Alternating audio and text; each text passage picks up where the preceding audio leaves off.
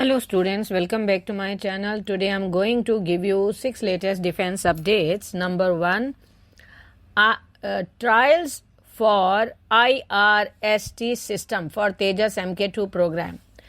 The upcoming Tejas Mk2 fighter jet program is inching closer to a key milestone with the planned initiation of flights trials for its infrared search and track, that is IRST system. Tender documents reveal that Hindustan Aeronautics Limited is gearing up for these crucial tests. The IRST system, indigenously developed by DRDO, will significantly enhance the Tejas Mk2's combat capabilities. Next, why the Navy settled for 5 Gen minus fighter. The Indian defense scene has been buzzing with discussions about a potential deck-based version of the AMCA, that is Advanced Medium Combat Aircraft, the NMCA for the Indian Navy.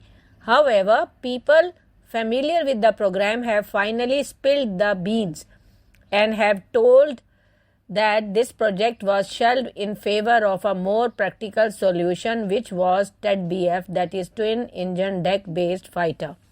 Next, towed versus mounted guns.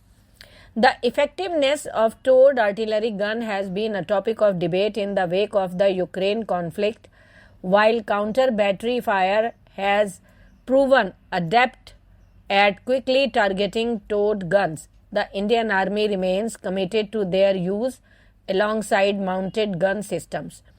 The war in Ukraine has shed light on the vulnerability of towed artillery guns to counter battery fire. Advanced radar technology allows enemy forces to locate the origin of the artillery fire within minutes, potentially pull towed guns at risk. Next, how India acquired the MiG-21 through Stepan Mikoyan's eyes. Stepan Mikoyan's memoir, Stepan Mikoyan, Memories of Military Test Flying and Life with the Kremlin Elite, offers a fascinating glimpse into the negotiations surrounding India's first purchase of MiG-21 fighter jet. Mikoyan, a test pilot's son with close ties to the Soviet aviation industry, describes the arrival of the Indian delegation at Kubinka Air Base. Their task was to evaluate the MiG-21 for a potential production license purchase. Next, Russian intensifies glide bomb use in Ukraine war. For the past year, Russia has significantly increased its deployment of glide bombs in the Ukraine war. The size and launch rate of these bombs have risen sharply in recent months. Glide bombs offer a cost-effective alternative to traditional artillery launched from beyond Ukraine air defense reach. These bombs pack a hefty punch, carrying 500 kg to 1500 kg of explosives and creating massive craters.